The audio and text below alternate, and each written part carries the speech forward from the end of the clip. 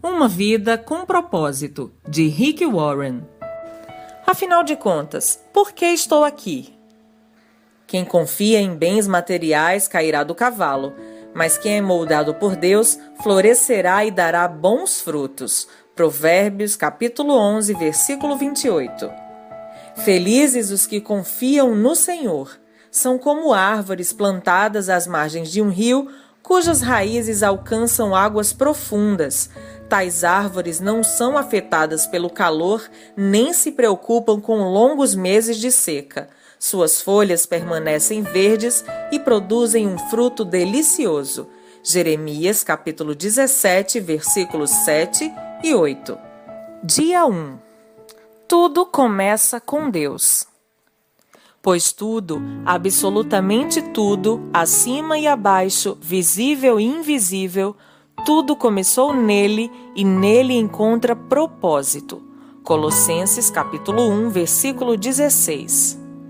A menos que se admita a existência de Deus, a questão sobre propósito de vida não tem sentido. Bertrand Russell, ateu. Você não é o foco. O propósito de sua vida é muito maior que a realização pessoal, a paz de espírito ou mesmo a felicidade. É muito maior que a família, a carreira ou mesmo os mais ousados sonhos e ambições. Se você quiser saber por que foi colocado neste planeta, deverá começar por Deus. Você nasceu por um propósito dele e para cumprir o propósito dele. A procura pelo propósito da vida tem intrigado o ser humano há milhares de anos. Isso porque normalmente erramos já no ponto de partida, nós mesmos. Fazemos perguntas egocêntricas como: o que quero ser? O que devo fazer com minha vida? Quais são meus objetivos, minhas ambições e meus sonhos para meu futuro? Concentrar tudo em nós mesmos, porém, jamais desvendará o propósito de nossa vida. A Bíblia diz: a vida de todas as criaturas está na mão de Deus. É Ele quem mantém todas as pessoas com vida. Isso está em Jó, capítulo 12, versículo 10. Ao contrário do que afirmam livros conceituados, filmes e seminários, você não descobrirá o sentido da vida olhando dentro de você mesmo. É provável que já tenha tentado isso, mas você não criou você mesmo, logo não pode dizer para que foi criado. Se eu lhe entregar uma invenção totalmente desconhecida, você não saberá para que serve, nem a própria invenção terá a capacidade de lhe dizer. Somente o inventor ou o manual do fabricante poderiam atestar sua utilidade. Certa vez, fiquei perdido nas montanhas. Quando parei para perguntar como chegar ao acampamento, disseram-me: não existe acesso por aqui. Você precisa ir pelo outro lado da montanha. Da mesma forma, você não pode chegar ao propósito de sua vida concentrando-se em você mesmo.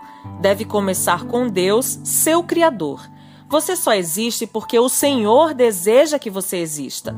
Você foi feito por Deus e para Ele, e até que compreenda isso, a vida jamais fará sentido. Somente em Deus descobriremos nossa origem, nossa identidade, nosso significado, nosso propósito, nossa importância e nosso destino. Todos os outros caminhos levam a um beco sem saída. Muitos tentam usar Deus para autorrealização, mas isso é contrário à natureza e resultará em fracasso. Você foi feito por Deus, não o contrário. E viver quer dizer deixar Deus usá-lo para os propósitos dele, não você usar Deus para propósitos particulares. A Bíblia diz: ficar obcecado consigo mesmo nessa questão é entrar num beco sem saída. Quem olha para Deus é levado para um campo aberto, a uma vida livre, espaçosa. Isso está em Romanos, capítulo 8, versículo 6. Já li muitos livros que sugerem maneiras de descobrir o propósito de vida. Todos poderiam ser classificados como livros de autoajuda, pois abordam o assunto de uma perspectiva egocêntrica. Livros de autoajuda, até mesmo os cristãos, normalmente propõem os mesmos passos previsíveis para encontrar o propósito para a vida.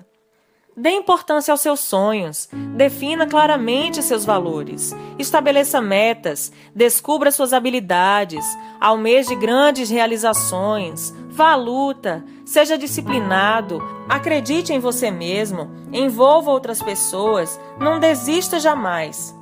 É lógico que essas recomendações frequentemente levam a grandes êxitos. Pode-se, em geral, ser bem-sucedido ao alcançar um alvo se houver concentração para o fim proposto. Mas ser bem-sucedido e cumprir o propósito de vida são coisas absolutamente distintas. Você pode alcançar seus objetivos pessoais, tornando-se um sucesso pelos padrões do mundo, e ainda assim estar distante dos propósitos para os quais Deus o criou. Você precisa de algo mais que conselhos de autoajuda. A Bíblia diz: autoajuda não é ajuda de jeito nenhum. O autossacrifício é o caminho, o meu caminho, para que vocês descubram sua verdadeira identidade. Isso está em Mateus, capítulo 16, versículo 25, na Bíblia A Mensagem. Este não é um livro de autoajuda.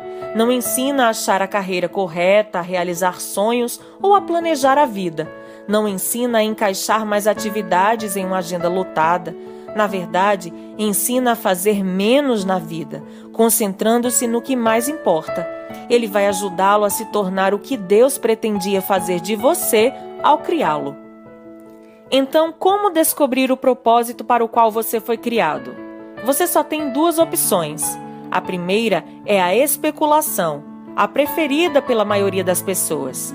Elas conjecturam, supõem, teorizam. Quando dizem, sempre pensei que a vida fosse, querem dizer, este é o melhor palpite que posso dar. Há milhares de anos, filósofos brilhantes discutem e ponderam sobre o significado da vida. A filosofia é uma área importante do conhecimento e tem sua utilidade. Mas quando tenta determinar o propósito da vida, mesmo o mais sábio dos filósofos está apenas fazendo suposições. O Dr. Hugh Moorhead, professor de filosofia na Universidade de Illinois, escreveu certa vez para 250 dos mais conhecidos filósofos, cientistas, escritores e intelectuais do mundo, perguntando: qual o sentido da vida? Tempos depois, publicou as respostas em um livro. Alguns deram seus melhores palpites, outros admitiram ter apenas inventado um propósito para a vida. Outros ainda foram honestos o bastante para dizer que não tinham a menor ideia. Na verdade, vários intelectuais de renome pediram ao professor Moorhead que lhe respondesse caso descobrisse o propósito da vida. Felizmente, há uma alternativa à especulação sobre o significado e propósito da vida. Trata-se da revelação. Podemos recorrer ao que Deus revelou sobre a vida em Sua palavra. O modo mais fácil de descobrir o propósito de uma invenção é perguntando ao inventor. Descobrir o propósito de sua vida funciona da mesma maneira. Pergunte a Deus. O Senhor não nos deixou às cegas para ficarmos nos questionando e conjecturando. Ele claramente revela nas páginas da Bíblia os 5 propósitos que tem para a nossa vida. É o nosso manual do proprietário, que explica por que estamos vivos, como a vida funciona, o que evitar e o que esperar do futuro. Ele explica o que nenhum outro livro de autoajuda ou de filosofia pode saber. A Bíblia diz: a sabedoria de Deus é algo misterioso que encerra a profundidade de seus propósitos. Nada tem de vaga e superficial.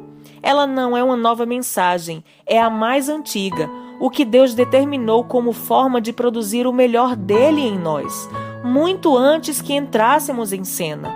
Isso está em 1 Coríntios, capítulo 2, versículo 7. Deus não é apenas o ponto de partida de nossa vida, é a fonte dela.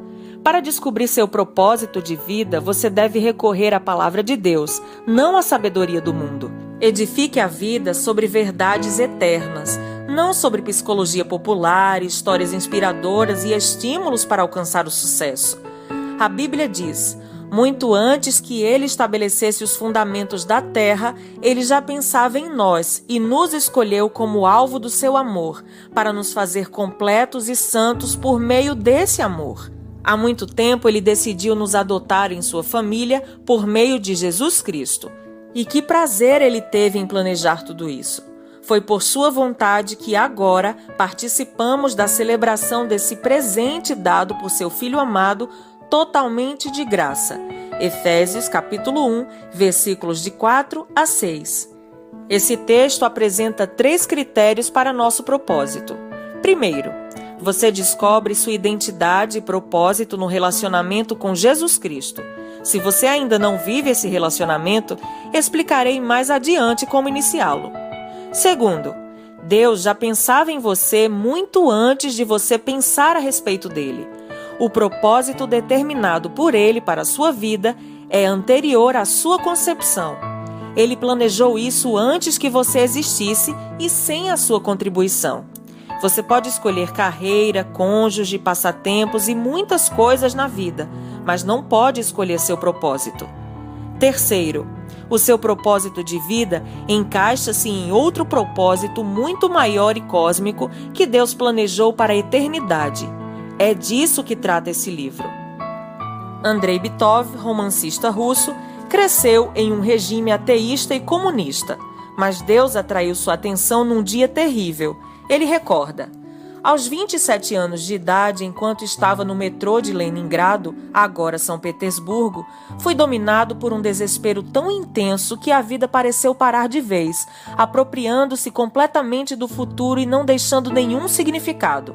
De repente, numa frase apareceu por si só: sem Deus, a vida não faz sentido. Martelando-a, assombrado na minha cabeça, saí do metrô e caminhei em direção à luz de Deus. Você deve ter se sentido perdido a respeito de seu propósito na vida. Parabéns, você está prestes a caminhar para a luz. Pensando sobre o meu propósito de vida. Tema para reflexão: eu não sou o foco. Versículo para memorizar: pois tudo, absolutamente tudo, acima e abaixo, visível e invisível, tudo começou nele e nele encontra propósito. Todas as coisas começaram nele e nele encontram seu propósito. Colossenses, capítulo 1, versículo 16. Pergunta para meditar: apesar de todos os argumentos ao meu redor, como posso me lembrar de que a vida é, na verdade, viver para Deus, mas não para mim mesmo? Até o próximo áudio.